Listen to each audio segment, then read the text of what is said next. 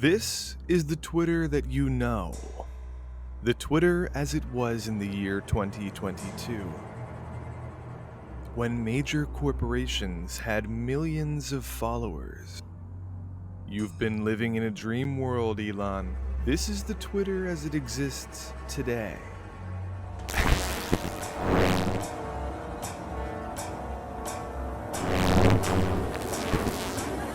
Welcome to the desert of the real.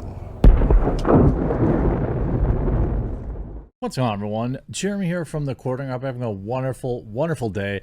Looks like we've got a first win, albeit some reporting it small, for Elon Musk in his court battle against Twitter. Part of the core, really the bedrock of his lawsuit, of his unwillingness to follow through on his purchase shares at $54.20, has been the belief that Twitter has falsely reported the number of bot accounts on its platform. Twitter has long reported to the SEC, their investors, and, well, everybody that advertises on the platform, that 95% of the accounts on the platform are real and not bot accounts. Well, very few people actually believe that, including myself, since I've actually used the app. And Elon Musk doesn't believe it either. But now a judge has sided with him, at least in a small way, to give him some of the important data from behind the scenes that he's been requesting. This after a quick word from important channel sponsor, Meta PCs. Huge shout out to this video sponsor, Meta PCs. Look, you've been around, you know that I've been talking about Meta PCs for a very long time. In fact, it's the primary computer I use. But it's not just because they're a sponsor. It's for so many more reasons. They have fully customizable, configurable PCs and all the hardest to find parts in stock and ready to go. They also have ready to ship PCs ready for you today. Here's a couple of reasons why I like Meta PCs. First and foremost, it's veteran ownership. Meta PCs is a veteran-owned business. One of Meta's owners has served both in Afghanistan and Iraq and received a Purple Heart for his service. Meta also employs military veterans in Meta's operations center and also provides systems to veterans going back to school to help them re-enter the workforce all across the United States. They offer financing. It has 100% US-based sales and support. And when you receive your PC, it's ready to go right out of the box. You don't have to get complicated and set things up. You just plug it all in and you're ready to rock.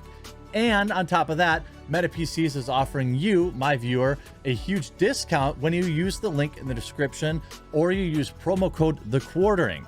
If you use my code at checkout, not only do you save money, but you support my content and a company that will not bow to cancel culture. So maybe you're not ready to pick up a new computer today, but when you are, remember to go to metapcs.com and use promo code TheQuartering to support me and to save money. And everybody wins. You might not be in the market right now for a new computer, but Meta PCs is a strong sponsor. I use their tower, I use their laptop, I recommend it to my friends and family. And so when you are ready, they're a strong sponsor who's stuck with my channel through thick and thin, who also happen to make an awesome product. Judge rules Twitter must turn over hidden documents to Elon Musk. Here's the article revealing fake accounts on the platform. You can see some of the early replies. Well, look at that. I mean, all is good all the time. Congrats to Elon. You know, there is some of it that is good. Judge rules Twitter must turn over hidden documents to Elon Musk, revealing fake accounts on the platform. A judge on Monday ruled that Twitter must turn over documents from a former executive that would show how many, quote, fake accounts are on the platform. Twitter needs to give Elon Musk documents from a former Twitter executive who Musk said was a key figure in calculating the amount of fake accounts on the platform, according to a Monday court order, Reuters reported. Bot and spam accounts on Twitter have become a central issue in the legal fight on whether or not Musk, who is Tesla's chief executive, must complete his $44 billion acquisition of the social media company. Twitter was ordered to collect, review, and produce documents from a former general manager of consumer products, Kayvon Bakpour, according to order from Chancellor Kathleen McCormick from the Delaware County of Chancery. The report added, Elon Musk announced in early June that he would abandon his $44 billion Twitter offer after the company failed to provide satisfactory information about fake or bot accounts. Twitter sued Tesla CEO to force him to uphold the deal. A letter to Twitter's board, Musk's lawyer, Mike Ringler, complained his client had sought data to determine how many fake or spam accounts are on the social media platform. Quote, Twitter has ignored or failed or refused to provide this information. Sometimes Twitter has ignored Mr. Musk's requests, sometimes it has rejected them for reasons that appear to be unjustified, and sometimes it has claimed to comply while giving Mr. Musk incomplete or unusable information. Musk could be on solid legal ground to pull out of the Twitter deal if Twitter had attempted to defraud him during the takeover process. Why is this important? I've talked about this before. A lot of people, probably are up on it, but the idea is that when you have these percentage of fake accounts, it's literally a house of cards built on that number. When you charge advertisers, there is an implicit contractual agreement that 95% of the people seeing their ads are real human beings with the ability to purchase or consume whatever product they're advertising. When people invest their money in your stock, there is this agreement that 95% of the users on your platform are real. And if that number were to not be real, I would say, you'd be facing financial ruin. On top of that, when we look at the Twitter stock over the past couple of days, it's inched up. It's right around $45 a share. I would think that the market is starting to be more and more convinced that this deal is likely to go through. Perhaps not at the $54.20 price, but closer to 45 or 46. I'm not an investor, but I'm basing that on the idea that, if, smarter people than me thought that Twitter was going to sell for $30 a share, they wouldn't be paying $44 a share. My guess is they've calculated it's probably going to be somewhat less. My cat is stepping on my keyboard. Little guy. Little Cody. Purr into the microphone for the people.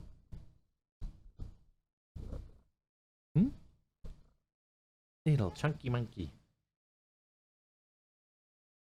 Little guy.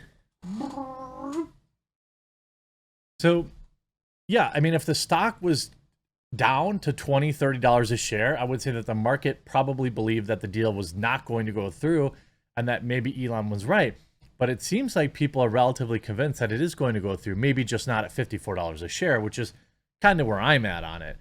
Twitter's documents could help the billionaire entrepreneur take over the social media giant for a lower price than previously offered. It may be the only hope for salvaging the platform that promises even more censorship of conservative voices ahead of the 2022 election midterms. And we saw this in a report last week where Twitter had basically come out to say, hey, we're going to be locking things down. We're going to do things called pre-bunking, which is us like getting out in front of potential stories and telling everyone that they're fake. Or we're going to do more to curb anybody having different opinions about, maybe the election and things of that. It's not a good look. It's not a good future, I think, for at least freedom of speech on Twitter as a platform. But I mean, anybody who's actually used the platform knows that it's far from a free speech platform. It's never marketed itself as that.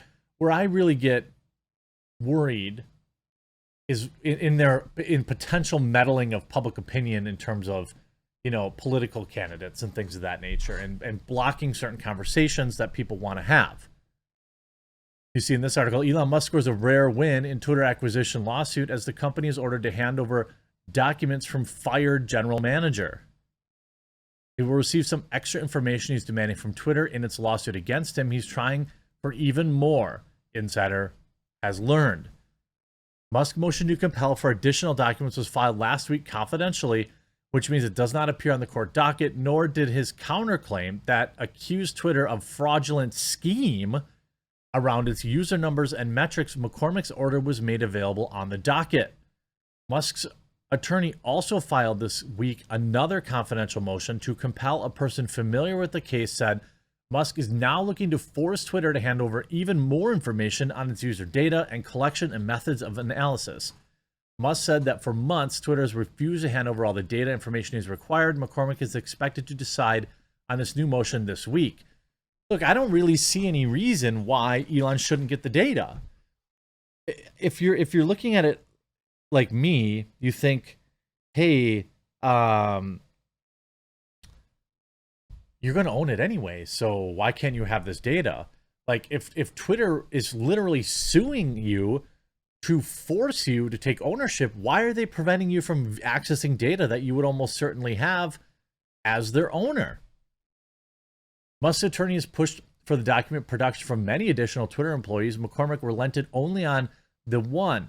In his position leading the consumer product side of Twitter for years, stating as the head of consumer product, he's likely to have insight and documentation regarding the bot analysis Musk is looking for.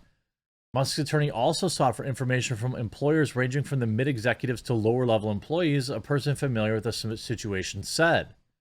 McCormick's decision hands Musk a rare win in the lawsuit that Twitter filed last month in an effort to force the billionaire through with his agreement. In the initial hearing between two sides, McCormick sided with Twitter in agreeing that the case against Musk could proceed and go to trial by October. Musk, for his part, has taken a less aggressive stance on Twitter as of late, at least publicly. He hasn't tweeted about the company or the case in almost 2 weeks. Last week, he sold almost $7 billion worth of Tesla shares, saying that was an effort to be prepared if he's ultimately ordered to acquire Twitter. Twitter stock has more recently been rising 16% in the past month and inching closer to the $54.20 per share that Musk initially agreed to acquire the company for. Such a rebound is likely to make it more difficult any attempt by Musk to argue that the company is simply not worth what he agreed to pay for it. People close to the deal previously told Insider that Musk's sudden obsession with bots being a deal breaker was a move simply to get the company for less money as the stock market took a turn, significantly affecting his personal wealth. Well, that's basically come back now, hasn't it? If we look at Tesla stock, it's back up to $930 a share. It's up $200 a share in the last 30 days. So it's basically at its close to its 6-month high. I mean, it peaked at $1,100 a share back in April, but it's been working its way back there. So he's recovered, from its valley of $658 a share. It's risen, and that was back in June. It's risen up almost to $950 a share, a 50% increase.